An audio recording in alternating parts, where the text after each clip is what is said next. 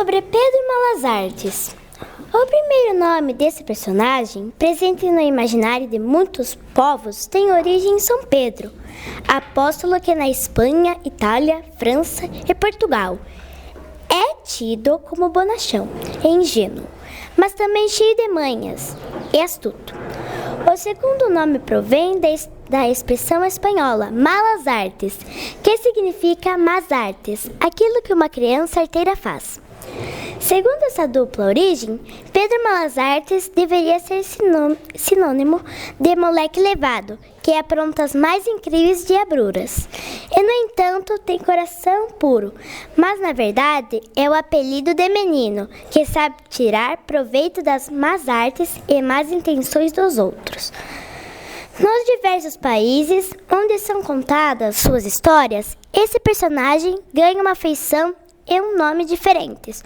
No Brasil, é um adulto caipira, simplório e que sempre apronta alguma, principalmente contra os ricos e averentos, os maldosos e os metidos, as sabichões. Assim será Bertoldinho na Itália, Kong Aleve no Camboja. E por aí vai. O caráter, porém, não muda nunca, não se deixa vencer jamais. Não suporta injustiças e sempre busca triunfar. Nas aventuras é que se envolve e a cada nova aventura um novo conhecimento, um novo aprendizado. Os fardos de ouro. Malas Artes e um homem que conhecera em suas andanças tinham um trato. Tudo que encontrasse pela frente deveria ser repartido. Certa feita, enquanto caminhavam pela mata, Pedro pisou em falso e caiu num buraco bem fundo e escuro. Por sorte, a queda foi amortecida. Ei, tem algo aqui que me salvou a pele. O homem ofereceu uma tocha para que Malas Artes pudesse ver o que havia lá embaixo. Parecem fardos. Vou tentar abrir para ver o que tem dentro. Os fardos deviam estar lá embaixo havia muito tempo. As amarras estavam envelhecidas e frágeis, e no puxãozinho Malas Artes conseguiu abri-los. Minha nossa, é ouro! Os olhos do homem brilharam mais que os de Pedro. Pois então, mande-os para cá. Desça para me ajudar, retrucou Malas Artes. Mas como? Se eu descer, como é que a gente faz para subir? Vamos, amarre os fardos na corda, para que eu possa trazê-los para cima. Depois eu puxo você e a gente divide o ouro. Ele tem razão, pensou Malas Artes. Não tem outro jeito. E foi mandando os fardos, um a um, foi o tempo de a tocha apagar. Temendo pelo pior, no último fardo, Pedro tirou a metade do ouro, para que ele próprio fosse içado com a outra metade. Agarrou-se ao fundo do fardo e gritou: esse é o último! O homem começou a puxar a corda. Imaginando que Pedro ainda estivesse lá embaixo, o homem passou a zombar. Ei, amigo Malas Artes, como trato é trato, fique com a sua parte do ouro. Faça bom proveito. Ha, ha, ha. E jogou umas moedas de ouro. Foi aí que Malas Artes percebeu as intenções do homem. Não respondeu, ficou em silêncio. Quando o fardo chegou à tona, Pedro soltou-se rapidamente, de forma que o homem não viu. Tal era a sua cobiça pelo ouro, mais uma vez quis zombar de Malas Artes. Ha, ha, ha, trato é trato. Pois é, metade minha, metade sua, disse Malas Artes. Espantado a se virar para ver de onde vinha a voz de Malas Artes, que estavam muito próxima, o homem acabou caindo no buraco. Me ajude, amigo Malas Artes, pois você não queria me passar para trás? Era tudo uma brincadeira. Que brincadeira, que nada. Por favor, amigo, jogue a corda. Prometo dividir o ouro com você. Trato é trato, não é mesmo? Está certo, trato é trato. Aí vai a corda. Mas Malas Artes, precavido, cortou antes a corda, julgando metade insuficiente para o homem subir. Metade minha, metade sua. Quando o homem finalmente conseguiu sair do buraco, com a ajuda de um andarilho que por ali passava, Pedro já estava longe, mas muito longe, com os fardos de ouro. O sonho de queijo. Havia muitos dias que Malas Artes vagava a esmo, perdido pelo sertão. Além disso, ninguém para conversar, pouca água. Quando a comida acabou, Pedro já não acreditava poder encontrar um lugar para pegar água e matar sua fome, que estava ficando cada vez mais insuportável. Já sem esperança, achando que logo ia virar almoço de urubu, Malazartes viu no horizonte 2 homens vindo em sua direção a cavalo. Não acredito, só pode ser miragem. Não era miragem. Um deles era padre e o outro advogado. O que você faz neste lugar esquecido por Deus? Perguntou o padre. Estou perdido e tenho fome e sede. Será que o Santo Padre não poderia permitir a um humilde cristão tomar parte em sua viagem? Antes que o padre respondesse, o advogado, inventando um motivo qualquer, interveio. Impossível, os cavalos não vão aguentar mais que o peso de uma pessoa. O padre, no entanto, temoroso pelas sanções divinas, cochichou ao advogado. Doutor, não podemos deixá-lo. Mas, padre, é muito peso. Pois o doutor não está lembrando das leis de Deus, maiores que a dos homens? Sim, padre, mas chega demais. Encerrou o padre. São ordens divinas. E voltou-se para Malazartes. Venha conosco, meu filho. À casa do Senhor, se vão 2, também vão 3. Vamos, suba em meu cavalo. Mesmo o contragosto, o advogado acedeu. Afinal de contas, a lei dos homens também previa amparo ao necessitado. Assim, pela mão divina e pela lei dos homens, Pedro Malazartes mudara sua sorte. Quando o dia se foi, procuraram um lugar para acampar e passar a noite. Para comer somente um pedaço de queijo, Malazartes propôs que fosse repartido em 3. Mas o padre e o advogado, pensando no próprio umbigo, acharam que não, que era melhor que só um deles comesse. Malazartes então teve uma ideia.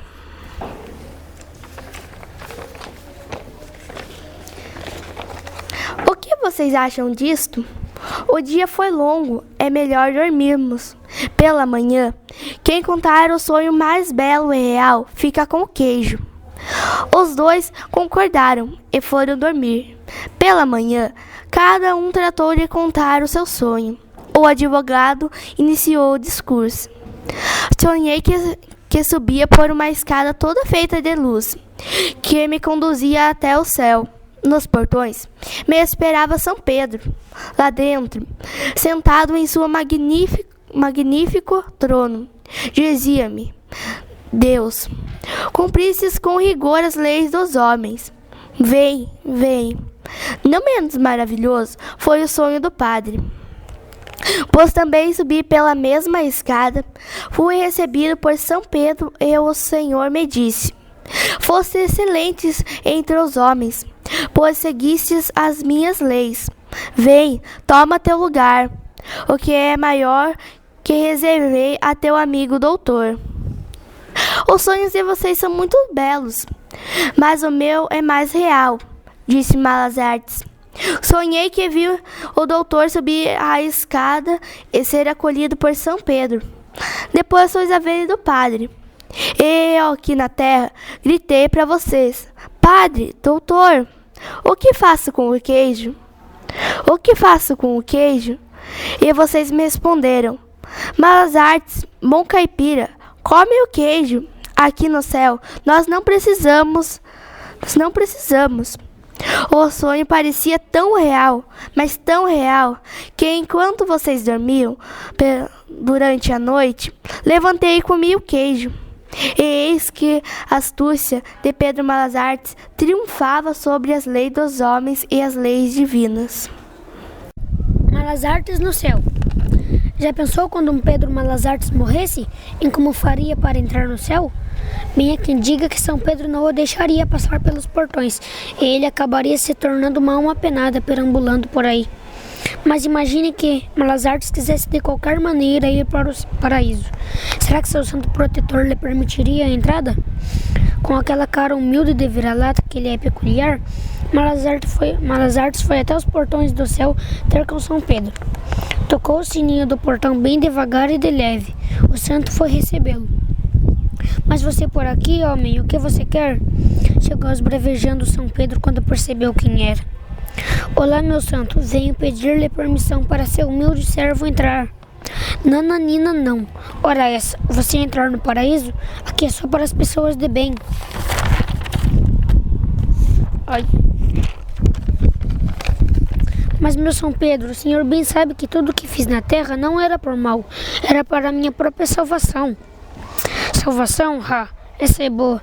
É da nação, isso sim. Por favor, meu santo, me deixe entrar. Já disse que não. Só um tiquinho, vá. Tá bom, mas só um pouquinho. É para dar uma espiadinha com a cabeça. Mas como a cabeça não anda sem o resto do corpo, Malas Artes acabou entrando de corpo inteiro, o que irritou o mal-humorado de São Pedro. Tentando acalmá-lo, Malas Artes disse: Calma, meu santo, calma, é para poder ver melhor. E foi espiar como era o céu. Viu anjos tocando harpa, completando a orquestração divina, outros se demoravam num banquete eterno, e isso convenceu Malas Artes de que o céu era o seu lugar. Mas São Pedro tirou-o do devaneio. Vamos, já deu sua hora, tchau e benção, disse-o empurrando para fora do céu. Com o tranco que levou, Malas Artes acabou deixando cair seu chapéu, que ficou no céu, todo sujo e piolento. Os anjos todos ficaram impressionados com aquele objeto terreno, e como não podiam tocar nele por causa do risco de se tornarem impuros, ninguém se arriscou a pegá-lo e devolvê-lo a seu dono, nem São Pedro. Malas Artes viu que era sua oportunidade de ficar eternamente no céu. Meu chapéu, eu quero meu chapéu. Pegue você, retrucaram os anjos. Mas São Pedro não me deixa. O santo nada podia fazer a não ser permitir-lhe entrar novamente no céu. Malas Artes voltou e sabia que, deixando o chapéu para sempre no chão, São Pedro jamais o enxotaria dali. Deixou então o chapéu e foi rogar a Deus que lhe deixasse ficar. Este, com toda a sua bondade, aceitou que ficasse, mas o incumbiu de uma tarefa eterna: catar os piolos que se espalharam pelo céu, os mesmos que estavam em seu chapéu e que se multiplicavam sem parar. Malas Artes e o diabo. Agora, imagine que São Pedro, de jeito maneira, tivesse deixado Malas Artes entrar. Malas Artes, diante da resistência do santo, não teve outro remédio, senão ver o que se passava no inferno. Toque, toque, bateu as portas do inferno, que eram bem fechadas, para ninguém escapar. Nelas havia uma placa com os dizeres: seja muito bem mal-vindo. Despeitoso, nosso herói insistiu batendo bem forte. Um capetinha foi atender. Quando viu quem era, pela portinhola, quase teve um treco. Tal era o susto definitivamente. A fama de Malas Artes por aquelas bandas também não era das melhores. O que você quer? Indagou o capetinha, tentando parecer que não estava com medo. Quero falar com o diabo. Não está. Ah, é? E onde ele está? No céu, por acaso? Isso, no céu. Ah, pare com isso. Anda logo, vai chamar seu chefe. O capeta, vendo que Malas Artes não arredaria a pé, foi chamar o diabo. Estamos sem vaga, disse o diabo, tentando encurtar a conversa. Tem sim, que eu sei que o inferno é bem grande. Tem muita gente. É, mas você é espaçoso demais. Ora, vamos, é só para por uns tempos, para eu tirar umas férias. Nananina não. Então que tal fazermos uma aposta? Aposta? Adoro apostas. Que tipo de aposta? Tenho aqui 6 dados, disse Malas Artes, tirando-os do bolso. Vamos jogá-los, certo? Dados? Adoro dados. Adoro jogos de azar. Certo, e como é que joga? Quem conseguir a maior soma de números vence. Você joga esses 3 aqui e eu jogo esses aqui. Os dois jogaram. O diabo tirou 6 e 5. Malas Artes tirou 6 e 6. Ganhei! Não, vamos de novo, só para ter certeza. Espera aí. Então, vamos apostar outra coisa. Que o meu lugar já está garantido. Vamos fazer o seguinte: se eu ganhar, você manda 7 almas para o céu. Fechado, disse o diabo. Essa vai ser moleza, pensou novamente o diabo. Pensou.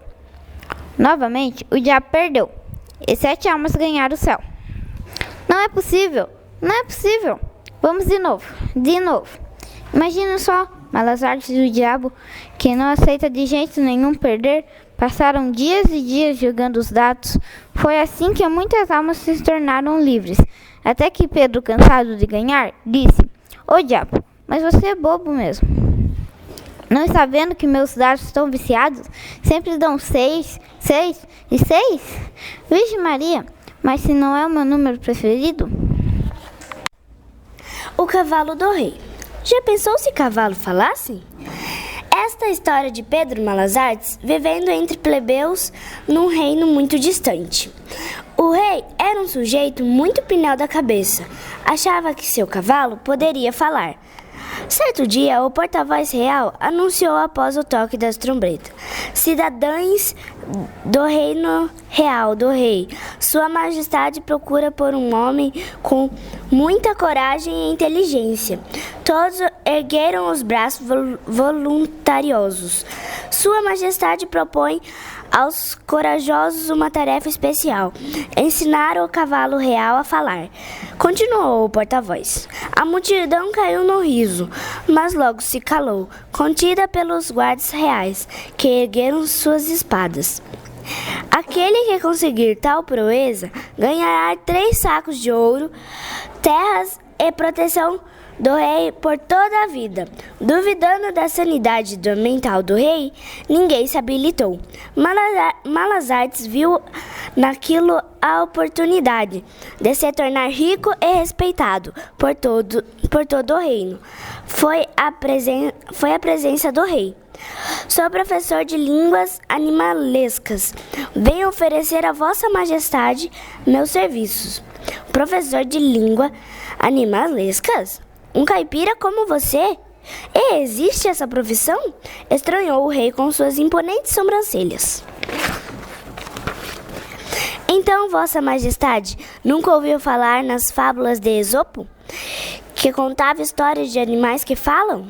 Pois bem, meu nome é Pedro, descendente desse fabuloso homem, e posso muito bem fazer o cavalo real não só falar, como também pensar como um homem, se bem que alguns não sabem fazê-lo direito. Quem? O cavalo ou o homem? O homem, Majestade. Há homens que não sabem nem o que falam, não é mesmo? Os cavalos ser ensinados adequadamente, aprendem a falar até 3 línguas. E qual é a forma para fazer cavalos falarem? Ah, Majestade, é segredo de família, que não posso revelar, sob pena de uma terrível maldição. Convencido da capacidade de Malas Artes, o rei deu-lhe terras, os 3 sacos de ouro, e prometeu-lhe mais para o caso de seu cavalo aprender uma segunda língua. Quanto tempo vai levar? Perguntou ansioso o rei. Vai demorar alguns anos, 5, 10, talvez 20. Depende do cavalo. Não adianta ter pressa. É preciso trabalhar a sós com ele. Quando ele aprender as primeiras palavras, Vossa Majestade esteja certa de que será a primeira pessoa a ouvi-lo. O rei ascendeu confiante na honestidade de Malas Artes. Um amigo deste, quando ficou sabendo da nova, foi encontrá-lo. Você está maluco, Malas Artes? Maluco, é?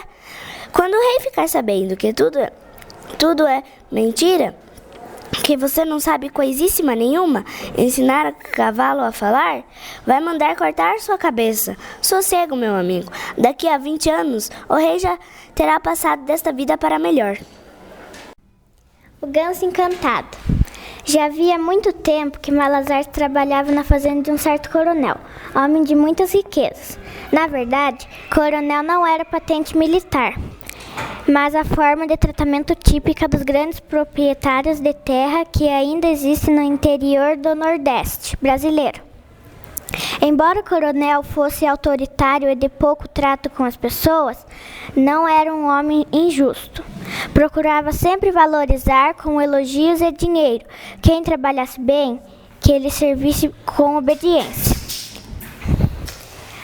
Homem de muitos negócios, o coronel quase sempre estava em viagem, o que permitia a sua esposa aprontar trazendo seu irmão. Pedro Malas Artes era o único que não abusava durante suas viagens. E ambos, o coronel e ele, tinham algo em comum, não suportava a presença do irmão da esposa, que era um sujeito aproveitador. O coronel o chamava de sanguessuga. Quando menos se espera, o bichano ataca pelas costas e só se percebe depois de ter sido todo sugado.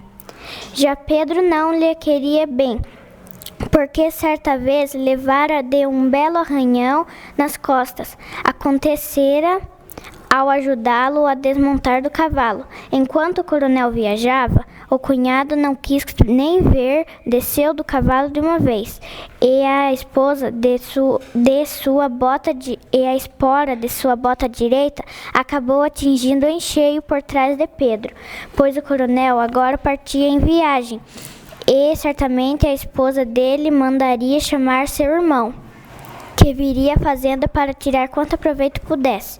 Malas Artes, sabido disso, sentia-se impotente por nada poder fazer. Ah, se o coronel soubesse! Mas quem acreditaria na palavra de um caipira? Ah, se o coronel pudesse acreditar! Pois quis a boa sorte que o coronel retornasse à fazenda muito tempo antes do previsto, no caminho para a cidade. No caminho para a cidade, a carroça teve uma de suas rodas quebradas. Não dava para seguir viagem. No relógio do casarão da fazenda batiam as 12 badaladas do meio-dia. O cunhado já estava impaciente pelo almoço. Vamos, mana, mande logo servir a comida. Os dois tomaram seus lugares à mesa. O irmão comendo como se nunca tivesse comido. Pedro espiava do lado de fora, ficando indignado de como a esposa enganava o coronel, e o estômago ali implorar as delícias daquela mesa. Nisso vinha o coronel se aproximando da porta do casarão. Por pouco, a esposa não o percebeu se aproximando da entrada. Desesperada, correu para esconder o irmão no armário. E a comida, onde eu ponho? Nas gavetas. Foi tempo de o coronel assomar a porta. Meu amado esposo, o que o traz de volta tão cedo? Indagou a esposa, fingindo não ter acontecido nada. O coronel explicou-lhe os motivos e concluiu dizendo que, mal tendo chegado, já estava de saída. A esposa suspirou aliviada. Malas Artes, que ainda espiava pela janela, não aguentava mais de fome e o cinismo da esposa. Foi aí que teve uma ideia. Foi correndo pegar um ganso, voltou ao casarão e bateu à porta. O próprio coronel atendeu. O que é, caipira? O que você quer?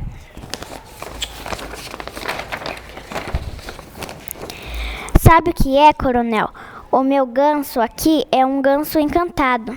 Ele tem o dom da adivinhação. O coronel desatou a rir, desdenhoso. Dom da adivinhação? Essa é boa. Vamos, conte outra piada. Ha, ha, ha. Fingindo uma conversa com o ganso, Malas Artes desafiou. Pois se o senhor está duvidando, deixe-me provar. E ele me disse que tem comida escondida naquelas gavetas ali, ó. Ora, mas o senhor vai acreditar nessa brincadeira toda, vai? Disse a esposa desesperada. O coronel foi em direção à gaveta, ameaçando Malas Artes. Ah, caipira, se você estiver mentindo, vai tomar uma surra, disse, e abrindo a gaveta exclamou. Mas não é possível! Vendo que Pedro tinha razão, o coronel não sabia nem o que fazer. Malas Artes, aproveitando-se da situação, chacoalhou novamente o ganso. Veja, agora ele está me dizendo que tem um homem dentro do armário. O coronel, ainda meio sem acreditar, propôs: se for verdade, dou R$1.000 por esse ganso. E foi abrir o armário. Qual não foi sua surpresa quando viu o cunhado ali branco de medo? A esposa, mais branca ainda, tentou se salvar. Calma, eu posso explicar. Fora daqui, você e seu irmão. Como reconhecimento, o coronel pagou a Malazartes em dobro sua oferta pelo ganso, além de ordenar que lhe servissem toda aquela comida. E eis que Pedro Malazartes comerá como nunca. O arroz de ouro. Dizem que a alma caridosa nunca falta comida e o abrigo. Eram os tempos difíceis, aqueles que passavam Pedro Malazartes. Na bolsa, não mais que um saquinho com 6 punhadinhos de arroz. E não havia lugar para cozê-lo. Além do mais, a noite vinha chegando, com um frio que seria de lascar. Se estivesse uns trocados para comprar comida e um cobertor, pensava consigo desanimado. Foi enquanto se aproximou um mendigo se aproximou e pediu-lhe: por caridade, bom homem, estou com fome, mas eu tenho um punhadinho de arroz cru, respondeu Malazartes, um tanto incomodado. Serve, vou procurar lugar para cozê-los. Pedro achou estranho. Como alguém pode pedir arroz cru sem ter aonde cozinhar? E ainda por cima me pede de um jeito que não posso negar.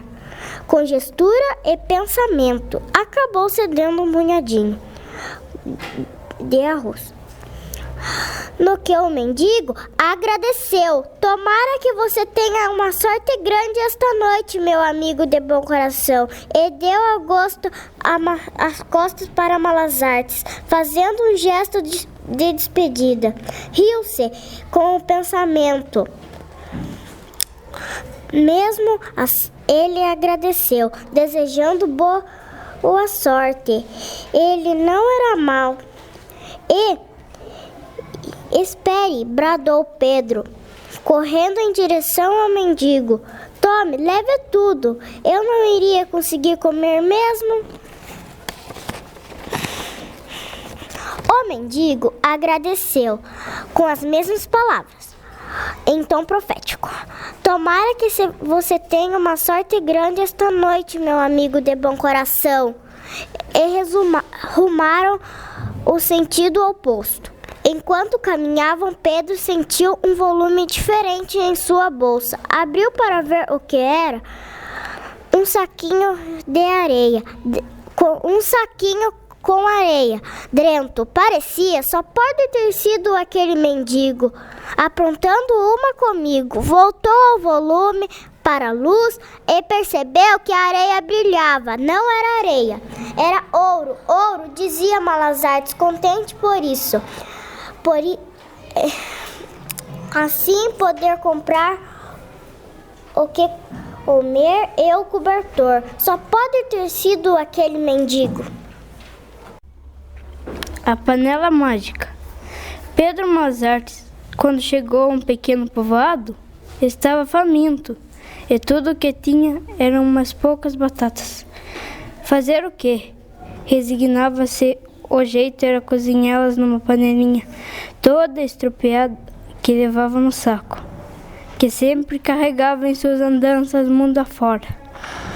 O problema é que Malazartes andava sem tostão algum e precisava de dinheiro para continuar seguindo viagem. Como que providencialmente, enquanto cozinhava suas batatas, Pedro percebeu que ao longe vinham 2 homens a cavalo. Um deles era um senhor gordo e moleirão, e o outro era um magro e forte. Pensou numa ideia para conseguir algum dinheiro daqueles 2 homens. Foi correndo apagar a fogueira com terra. Depois pegou a panelinha e levou até o meio da estrada. Os dois homens logo se aproximaram. Pedro fazia gestos por sobre a panelinha, proferindo umas palavras sem sentido algum. Batata e lagartixa, panela que espicha. De repente, a panela fica quente. Curioso, o homem gordo perguntou a Pedro: "Que é isso, rapaz? Está ficando louco?" Vocês dois? Disse Malazartes, fingindo levar um susto. Não havia reparado em vocês. Estou preparando meu jantar. Mas como? Sem fogo?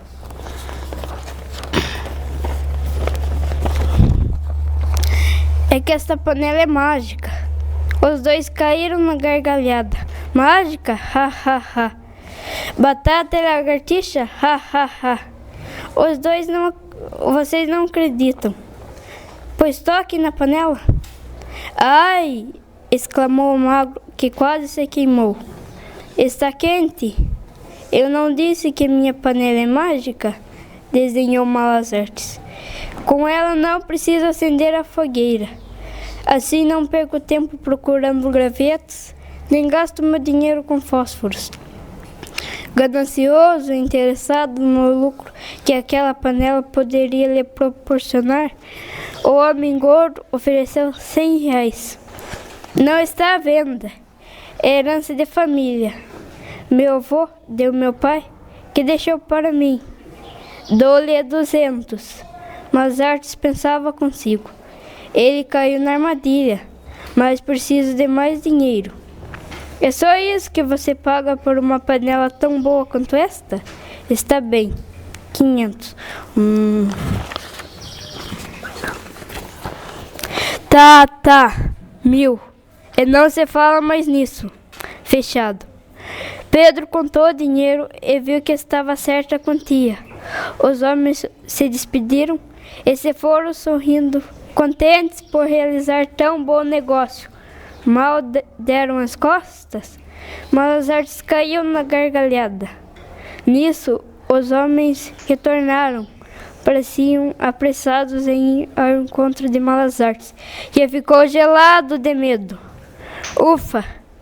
Ainda bem que você ainda está aqui. Diga-nos, qual é mesmo aquela fórmula mágica? Pedro sentiu um profundo alívio por dentro. Mas como é mesmo a fórmula? Ah, já sei, é assim. Panela, panelinha, parece uma caçambinha. Para ficar quente, é só dar uma sambadinha. Os dois homens estranharam aquelas palavras diferentes daquela primeira fórmula, mas aceitaram e seguiram viagem. Malazartes tornou a rir, imaginando os dois, o gordo e o magro, dançando em frente à panela. Quando descobrissem a farsa, Pedro Malazartes estaria bem longe dali, com cavalo, roupas novas e comida à beça. A sopa de pedras. Pedro Malazartes, sempre faminto, ao passar diante de uma casa, sentindo o estômago implorar por comida, reparou, espiando pela janela, que a mesa estava repleta dos mais deliciosos pratos da cozinha mineira. Tutu de feijão, couve, torresmo, linguiça, quiabo e tudo a mais. Malazartes queria ter parte naquela maravilhosa refeição e bolou um plano. Pegou uma lata velha que lavou numa fonte e a encheu de água. Depois colocou umas pedras e pôs tudo para ferver numa fogueira em frente à casa. A dona da casa sentiu um barulho vindo lá de fora. Era Malazartes mexendo as pedras. Que é isso, homem? Mexendo com fogo, nada disso. Estou preparando uma sopa de pedras. Sopa de pedras? Essa eu não conhecia. Será que eu poderia experimentar um pouquinho? Bem, minha senhora, é que o tanto que estou fazendo mal dá para abrir meu apetite. Preciso de mais ingredientes para render a receita, pois espere um minutinho. Pouco depois, voltará a dona da casa com a toda a refeição que havia preparado. Pronto, certo. Agora vamos colocar um pouquinho de tutu da linguiça, sal, temperos. Acho que vai ficar uma delícia, disse Malazartes lambendo os beiços. Já pode comer? Não, falta esfriar. Vamos fazer o seguinte: você pega quanto quiser da sopa. Pode pegar bastante pedra. Só precisa deixar 1 ou 2 para mim, que eu me viro com a mistura. Mas só precisa deixar que eu me viro com a mistura. Mas não esqueça, espere esfriar. A dona da casa, de tão apetitosas que pareciam estar as pedras, acabou pegando quase tudo, pouco se importando com a mistura, e foi para casa se deliciar com a nova receita que aprendera. Malas artes, mal. A dona entrou, tratou de arrumar suas coisas e dar no pé, antes que ela descobrisse a farsa.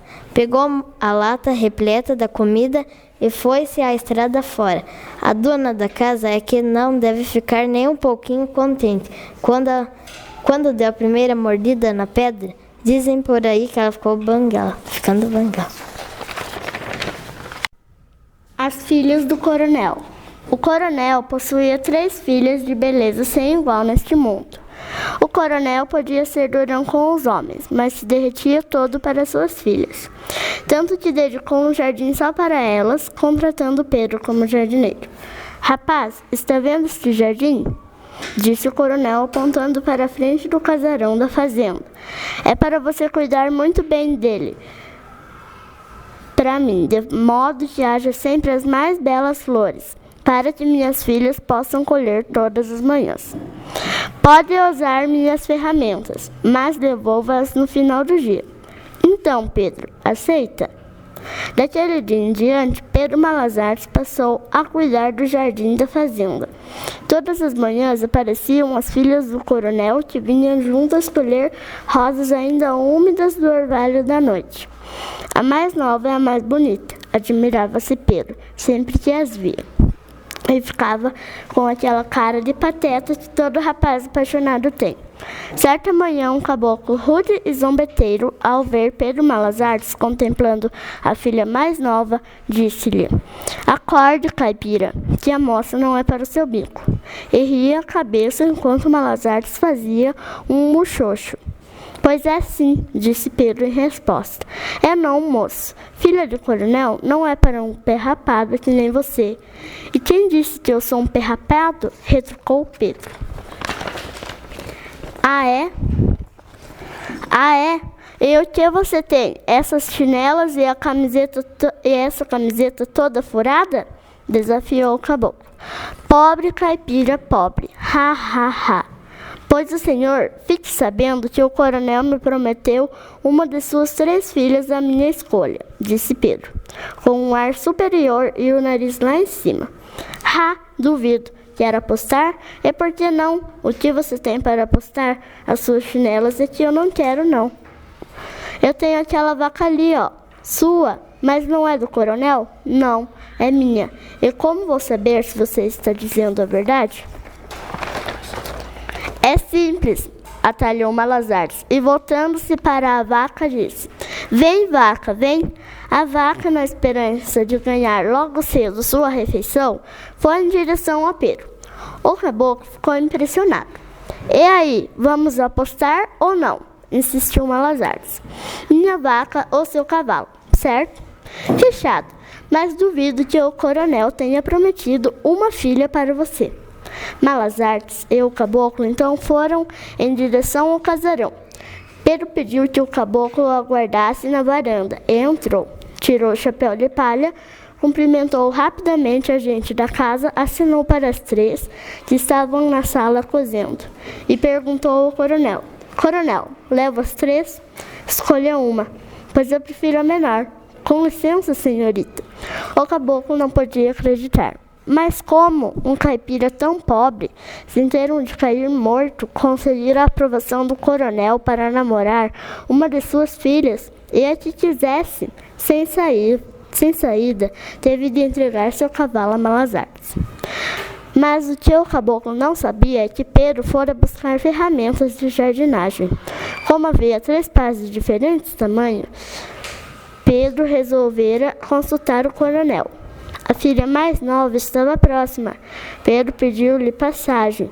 ao que ela cedeu prontamente. Malas Artes então fez sua escolha, deixando o caboclo sem saber o que falar e sem cavalo para montar.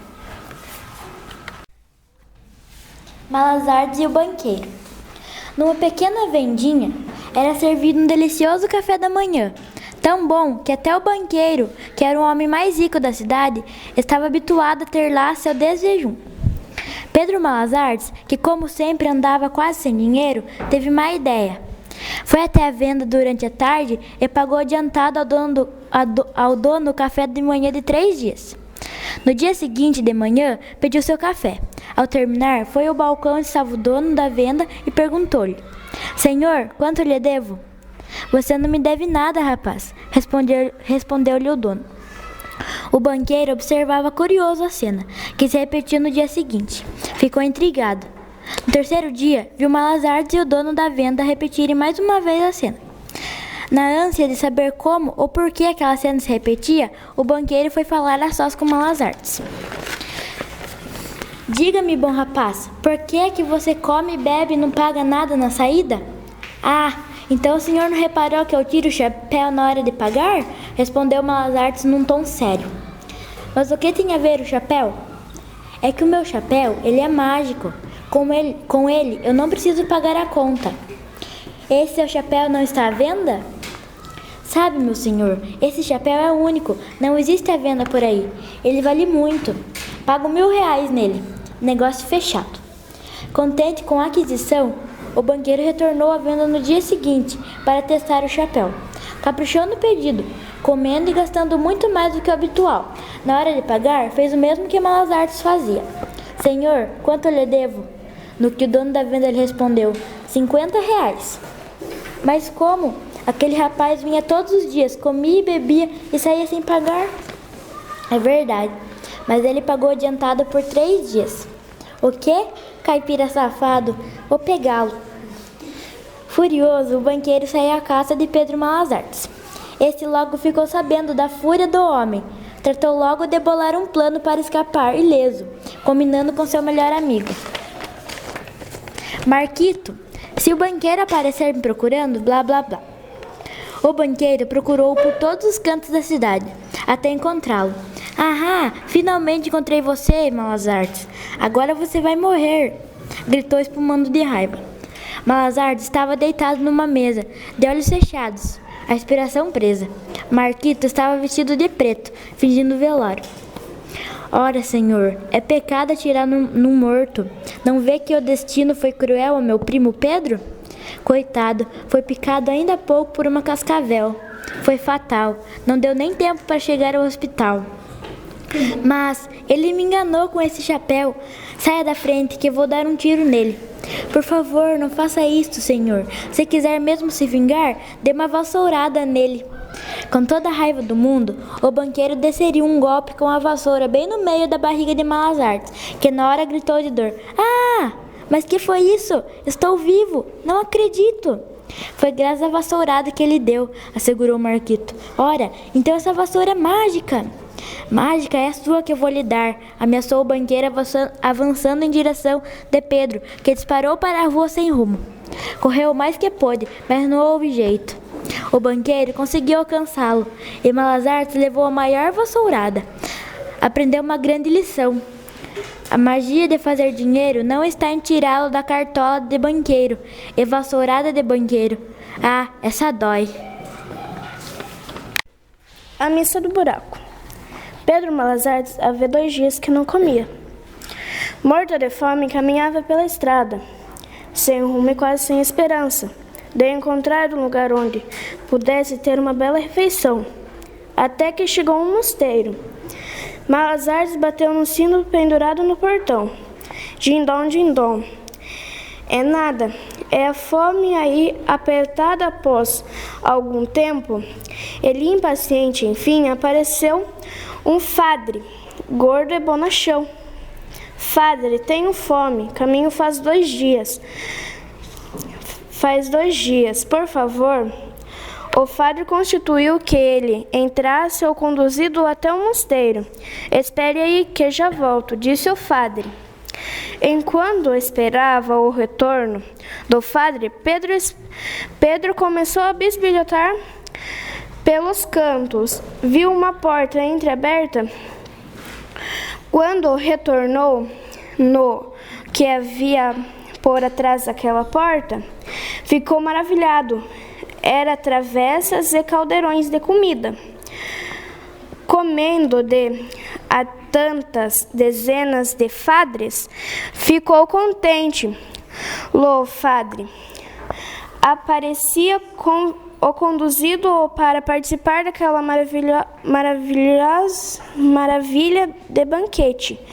E esperou bastante. 1 hora depois, retornou o padre, que trazia somente pão e água, e vinha acompanhado de outros padres curiosos. Meu filho, disse o padre, os regulamentos dessa casa são rigorosos. Não permite comida e bebida em excesso. Por isso, beba esta água e coma deste pão, e que abençoe por Nosso Senhor. Pedro Malazartes não queria acreditar naquilo. Tanta comida no refeitório, o que recebeu era só um pão, por sinal duro e seco, e água. Precisava dar uma lição naqueles padres. Afinal de contas, a água é um pecado capital. Justificou-se.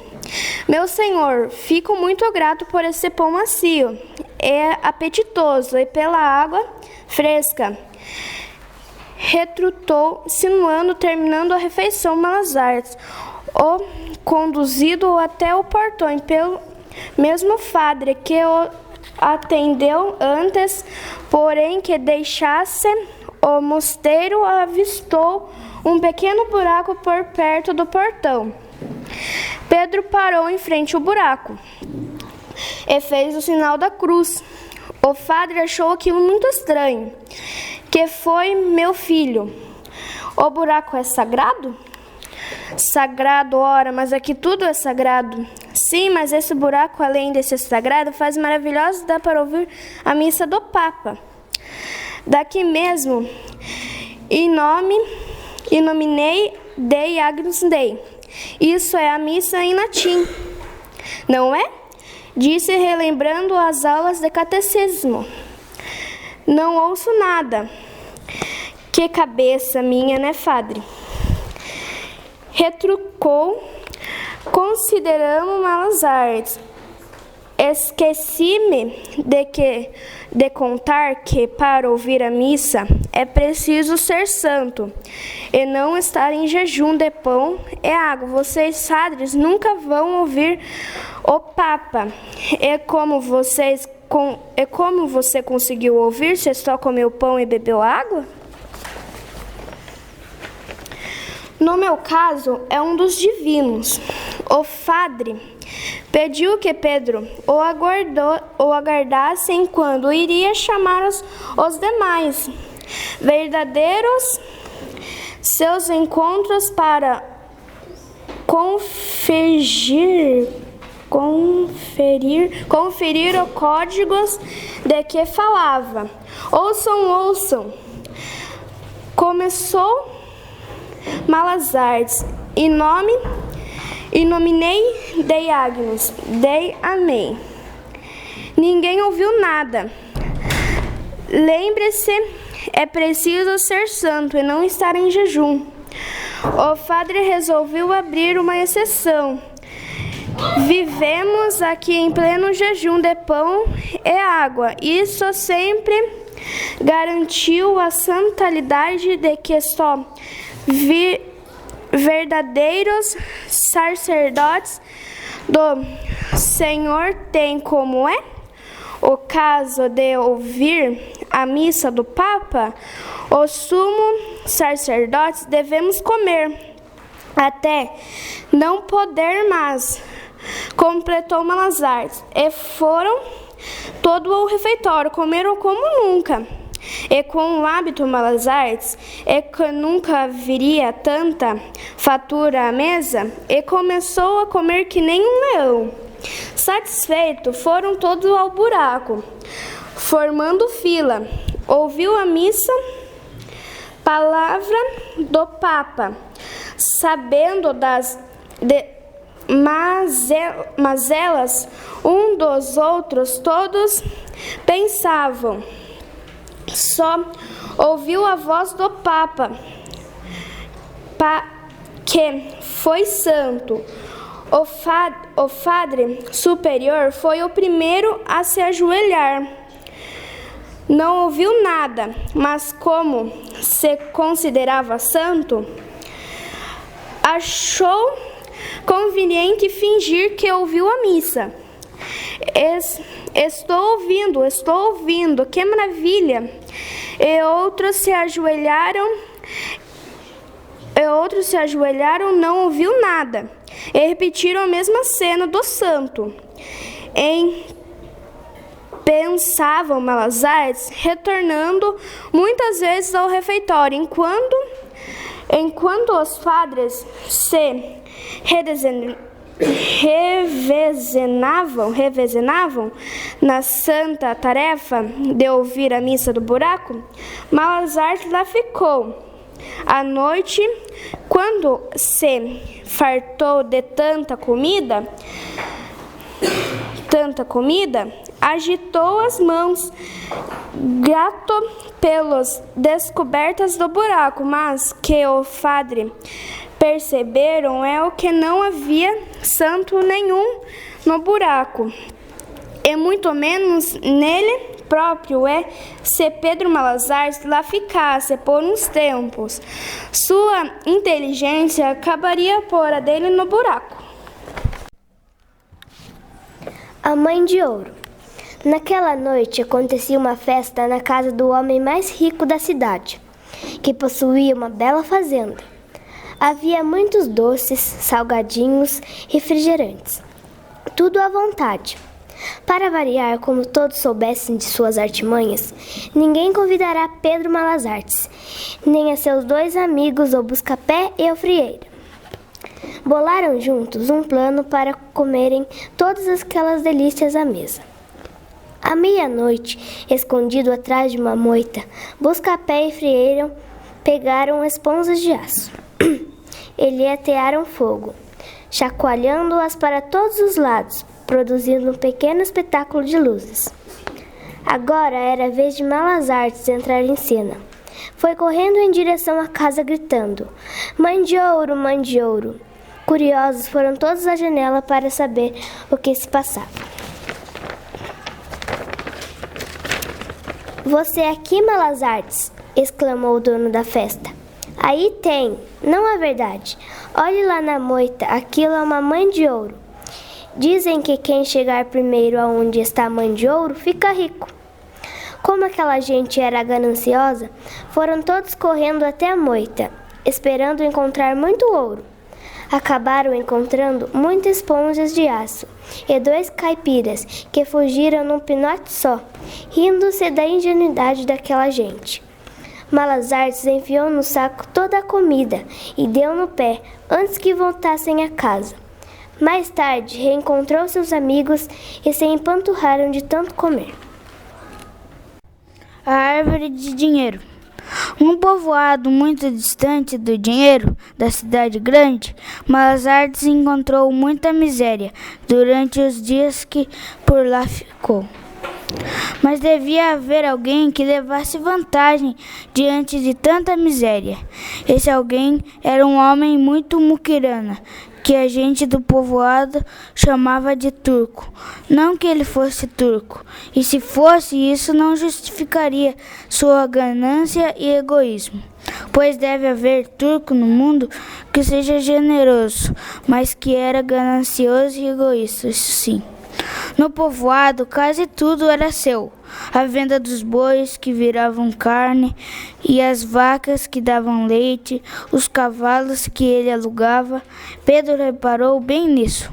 O turco tinha hábito de todas as manhãs ir contar seu rico dinheirinho ao pé de uma árvore, perto da vendinha. Sempre levava consigo, numa maleta, pois não confiava nem em sua própria sombra. Pedro resolveu aprontar uma para ele. Certo dia, pouco antes da hora em que o turco parecia para contar o dinheiro, Malasares pegou os últimos reais que tinha no bolso, 7 reais em notas de R$1. Amarrou-os na árvore como se fossem frutos. Logo em seguida, vinha chegando o turco, que se sentiu incomodado com a presença de Pedro. Este fingia conversar com a árvore. O que você faz aqui, caipira? Vamos, saia daqui. Já estou saindo. Falta só um pouquinho para eu conseguir umas notas de R$100. Como assim? É que esta árvore não é uma árvore qualquer. Ela dá dinheiro. Ah, essa é boa. Está zombando de mim. É não, senhor. É verdade. Quer ver só? Olha essas notas aqui. 1, 2, 3, 7 reais em notas de 1. E tem que esperar amadurecer. Mas é claro, é que nem fruta. Não pode pegar verde. Porque as notas verdes são só de R$1. Amadurecendo um pouquinho, viram notas de 10. 100, não, mais um tanto 50. Quando estão bem maduras, tornam-se notas de 100. Eu só tenho que conversar com a árvore, que ela me responde com muito dinheiro. Você não estaria interessado em vendê-la? De jeito nenhum. Com ela tenho o dinheiro que quiser. O único problema é que demora a nascer e também a amadurecer. Já nasceram estas notas daqui. Uma semana amadurecem. Mas, nossa, é tempo para cachorro, hein? Disse o turco, pensando em como conseguiria aquela árvore. Eu vou ter que esperar um tempão, concordou Pedro, que percebeu a intenção do outro. Acho que até lá já terei virado comida de urubu, não é mesmo? Pois eu tenho uma proposta a lhe fazer. Compro a árvore pela metade do dinheiro que tem aqui na maleta. Vejamos o turco contando nota por nota. 7.000 reais, 3.500. Então, Pedro quase teve um troço. Era um dinheiro até não querer mais. Dava para comprar tudo o que queria. Comida, bugigangas aos montes. O Davis não poderia aceitar assim tão facilmente a proposta, pois o turco poderia desconfiar. O senhor me desculpe, mas não vendo a árvore por menos de 7.000 reais. Ora, você não está em condições de exigir tanto. Se o senhor não quiser, tudo bem. Eu espero as notas amadurecerem. Está bem, você venceu. Cedeu o turco antes que Malasares mudasse de ideia. Meus 7.000 pela árvore e pelos 7 reais que estão nela. Feito. Mas não se esqueça, quanto mais você conversar com a árvore, mais rápido e maior quantidade o dinheiro vai surgir. O turco não perdeu tempo. Seguindo as recomendações de Malasares, passou dias e noites pedindo dinheiro para a árvore. Malasares comprou muita comida e sortimentos, além de um cavalo para seguir viagem. O turco, que não arredava pé da árvore, dizia que pegasse o que quisesse lá na venda, pois não precisaria de dinheiro, já que ficaria rico. E como Pedro tinha um bom coração, distribuiu parte de sua riqueza a gente do povoado, para que todos pudessem procurar um outro lugar melhor para viver, deixando o turco, que não era turco, experimentar o amargor da miséria. A árvore de Santo Antônio. Na pequena cidade de Finzinho do Mundo, havia uma árvore, conhecida como Árvore de Santo Antônio. Tinha um tronco enorme, retorcido, de modo que formava uma fenda, onde cabia uma pessoa. As moças da cidade deixavam pé da árvore um bilhete, pedindo ajuda para conquistar o coração de um rapaz. Depois acendiam uma vela e ofereciam uma prece ao santo. No dia seguinte, voltavam e novamente rezavam. Pedro Malazares não acreditava nessa história e resolveu pegar uma peça nas moças. Certo dia, uma linda jovem ajoelhou-se diante da árvore, acendeu uma vela e rezou. Foi embora, deixando um bilhete, que depois Pedro leu e deixou no lugar. No dia seguinte, a moça, que se chamava Terezinha, voltou para cumprir o ritual. Meu Santo Antônio, meu santo casamenteiro, atenda meu pedido? Pois não, Terezinha. Quem está aí? Pare de brincadeira, disse a moça, assustada. Sou eu, seu santo, respondeu Malazares, engrossando a voz para ficar mais real. Se você é santo, então prove. Só Santo Antônio conhece os segredos do coração de uma moça. Eu sei que sente pelo Carlinhos da venda. Ai, meu santo, o que devo fazer para conquistar o amor de Carlinhos? É simples. Pegue seu bilhete e coloque por dentro uma nota de R$10. Deixe ao pé da árvore. Amanhã, quando você voltar, se no lugar da nota estiver uma flor, seu pedido será atendido. Terezinha estava um pouco desconfiada. Para que o santo iria querer dinheiro, mas acabou aceitando. Quero só ver, meu santo, do que é capaz. Amanhã estou de volta, viu? Quando Terezinha estava longe, Pedro saiu da venda, aguardou o dinheiro, deixando enrolada no bilhete uma flor que colherá pelo bosque. No outro dia seguinte, Terezinha voltou para sua alegria. No lugar do dinheiro estava uma flor.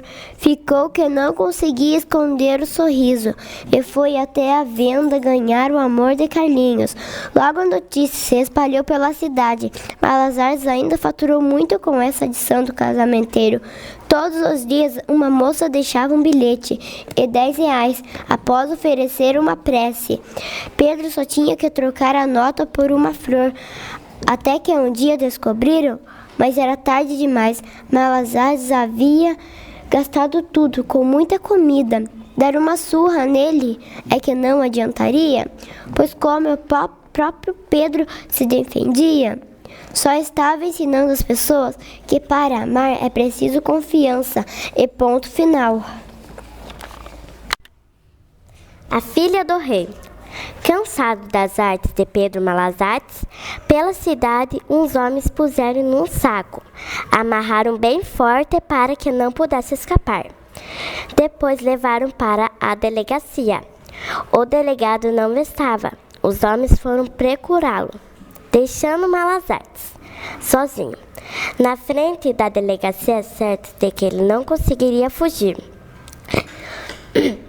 E agora, como é que me livro desta? Desesperava-se Pedro. Por sorte, no saco havia um buraquinho por onde poderia ver o que estava acontecendo fora. Naquele momento, um caipira se aproximava. Teve uma ideia. Com a filha do rei não me caso. Com a filha do rei não me caso. Vixe, quem tá aí? Dentro. Perguntou curioso o caipira. Por favor, amigo, me salve, me tire do saco. Não quero me casar com a filha do rei. Por que você não quer casar com a filha do rei? É que fiz voto de pobreza e decidi ser pobre a vida inteira. Lá no castelo do rei só tem luxo. Tem muita comida e não é preciso trabalhar. E ainda, por cima, a filha do rei é muito linda.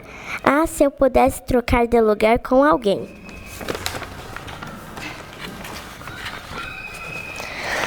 Os olhos do caipira brilharam mais como diamantes. Só de pensar que não poderia mais trabalhar e que poderia se casar com a bela princesa. Proposa Pedro. Será que eu um dia poderia ir no seu lugar? Ou você faria isso no meu lugar? Disse Pedro, fingindo não acreditar na bondade do caipira. Mas é claro, sou. Então desamarre logo o saco, para eu poder sair antes que cheguem os guardas do rei. O caipira atendeu prontamente. E agora entre no saco, vou amarrá-lo do mesmo jeito, nem vou perceber a troca. E quando abrirei o saco, você já estará no castelo, e a filha do rei pronta para se casar com você. Pena que eu não poderia estar lá para ver. Seja feliz. E deu no pé, sumindo da cidade. Pouco depois, voltaram os homens, triunfantes, com o delegado.